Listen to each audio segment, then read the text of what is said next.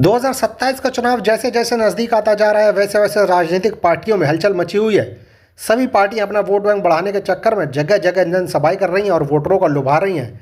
2027 के चुनाव में मुस्लिम वोटर का अहम रोल रहने वाला है, जिसको लेकर सभी राजनीतिक पार्टी की नज़रें मुस्लिम वोटर पर टिकी हुई हैं।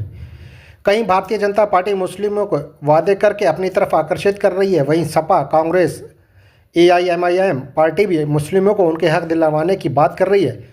वहीं दूसरी तरफ आज़ाद समाज पार्टी भी मुस्लिमों को उनके हक दिलाने के लिए चुनावी रणभूमि में उतर चुकी है, जिसको लेकर कल आज़ाद समाज पार्टी द्वारा लखनऊ के Atal Bihari Vajpayee scientific convention centre में मुस्लिम संवाद, समस्या और समाधान कार्यक्रम का आयोजन किया गया, जिसमें मुख्य अतिथि के रूप में आज़ाद समाज पार्टी के राष्ट्रीय अध्यक्ष व नगीना सांसद एडवोकेट चंद्रशेखर आज़ाद मौजूद रहे। उसी के साथ साथ मुख्य रूप से उत्तर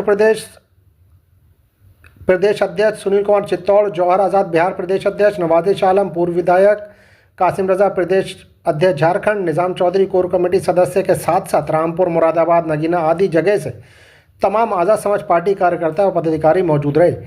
इस मौके पर सभी वक्ताओं ने अपनी बात को रखा, लेकिन मुख्य रूप से आज़ाद समाज पार्टी के राष्ट्रीय अध्यक्ष व नगीना सांसद व कार्यक्रम के मुख्य अतिथि चंद्रशेखर आज़ाद ने अपनी बातों से मुस्लिम वोटर्स का ध्यान अपनी व पार्टी को आकर्षित किया।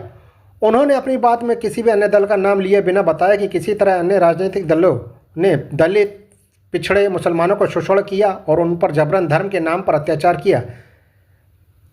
कैसे गाय के नाम पर लोगों को मारा गया, कैसे कैसे जबरन जय श्री राम के नारे लगवाए गए और उनको बेरहमी से मारा गया, कैसे दलितों पर अत्याचार किया गया।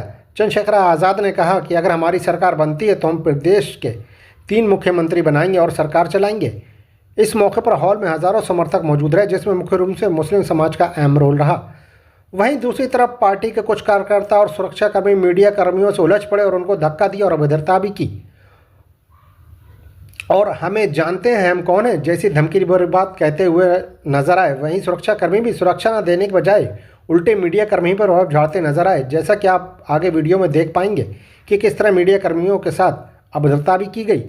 मुस्लिम संवाद कार्यक्रम के संयोजक डॉक्टर मोहम्मद आकिब, सदस्य राष्ट्रीय कोर कमेटी व प्रदेश महासचिव आज़ाद समाज पार्टी ने अपनी बात में मुस्लिमों को एकजुट होकर आज़ाद समाज पार्टी को जितवाने की बात कही। उन्होंने कहा कि सिर्फ यही एक पार्टी है जो मुस्लिमों के हक की और लड़ाई लड़ रही है। उनकी आवाज़ सरकार के आगे मजबूती से रख रही है, फिर वो चाहे मॉब लिंचिंग का मामला हो या गौहत्या का मामला हो या फिर पहलू खान और अजीब के मामले हो, इन सभी मामलों को आज़ाद समाज पार्टी ने खुलकर उठाया है। अब देखना यह होगा कि आगामी आने वाले चुनाव में आज़ाद समाज पार्टी मुस्लिम वोटर्स का दिल जीत पाती है या नहीं, यह बड़ा सवाल होगा। फिलहाल आप देख रहे हैं तस्वीर न्यूज़ से लखनऊ संवाददाता साजिद सिद्दीकी की ये ग्राउंड रिपोर्ट। जो धार्मिक मुसलमान हो, जैन हो, सिख हो, ईसाई हो, बुद्धिस्ट हो, उनकी धार्मिक आज़ादी को कुचल रही है।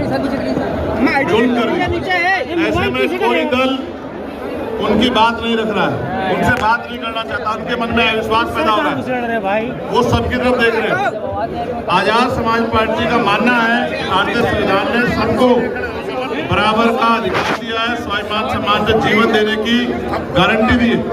अगर उनके अधिकारों पर हमला हो रहा है तो किसी ना किसी को बोलना है। वो शुरुआत आज़ाद समाज पार्टी ने की है कि आज हमने पहला सम्मेलन किया है मुस्लिम समाज के भाइयों का, अन्य समाज के भाइयों का सम्मेलन करके उनके समस्याओं को जान के उनका समाधान करेंगे और उनको अपनी पार्टी के मैनिफेस्टो में लाके सरकार बनने के बाद उनका हल करेंगे। इसलिए हमने शुरुआत की। चंद्रशेखर जी, आप इंडिया ब्लॉक में क्यों नहीं है? क्या कोई कोशिश है इंडिया ब्लॉक में जाने की? आज़ाद समाज पार्टी जमीन पे बहुत मेहनत कर रही है। आज का सम्मेलन इस बात का उदाहरण है। लगातार प्रबुद्धजन सम्मेलन चल रहे हैं और फिर इस बीच में सम्मेलन, कल फिर सम्मेलन है आजमगढ़ मंडल का मऊ में। जनता में आज़ाद समाज पार्टी के प्रति प्यार विश्वास बढ़ रहा है। ये इस बात का उदाहरण है कि आने वाला कल आज़ाद समाज पार्टी का उत्तर प्रदेश सरकार स्कूलों को सांसद जी उत्तर प्रदेश सरकार स्कूलों को 2000 स्कूलों को मर्ज कर रही है, उस पर आप क्या कहना चाहेंगे? ये बहुत बड़ा हमला है संविधान पे। और जो कानून संसद ने बनाया RT के जरिए, उसको भी यानी कि संसद के कानून को राज्य सरकार पलटना चाहती है। और मैं जब ये मामला हाईकोर्ट में गया वो इस बात को समझा नहीं पाए कि शिक्षा का अधिकार नहीं छीना जा सकता है। सरकार स्कूल नहीं मर्ज कर रही है, सरकार गरीबों के बच्चों के भविष्य को मर्ज कर रही है, वो उनके बच्चों के भविष्य से खिलवाड़ कर रही है। टीचर्स आंदोलन कर रहे हैं, बच्चे आंदोलन कर रहे हैं, सरकार को समझ नहीं आ रहा है। इसलिए आजाद समाज पार्टी आने वाले कल में कावड़ का त्योहार खत्म होने के तत्काल बाद प्रदेश स्तरीय आंदोलन करेगी। हमने इससे पहले भी जिला स्तरीय आंदोलन किया था, लेकिन अब शिक्षा का बाजारीकरण और ये मर्जीकरण रोकने के लिए, बिजली विभाग का निजीकरण रोकने के लिए हम लोग एक मजबूत आंदोलन लखनऊ में करने जा रहे हैं। बात की जानकारी मैं आपको दे रहा हूँ। और धन्यवाद इसलिए थोड़ा नीचे कि एक लंबा समय हो गया, लगभग 3:30 बज गए हैं और आप लोग अपनी अपनी जगहों पर डटे हुए। मैं अपनी बात को शुरू करने से पहले हक वंचित बहुजन समाज में जन्मे सभी संतों, गुरुओं और महान पुरुषों को नमन करता हूं। और मैं बार बार कहता हूं कि नमन करने का मेरा कारण यह है कि जब मैं उनके जीवन को देखता हूं तो मुझे एहसास होता है कि अगर ये ना होते तो हम ना होते।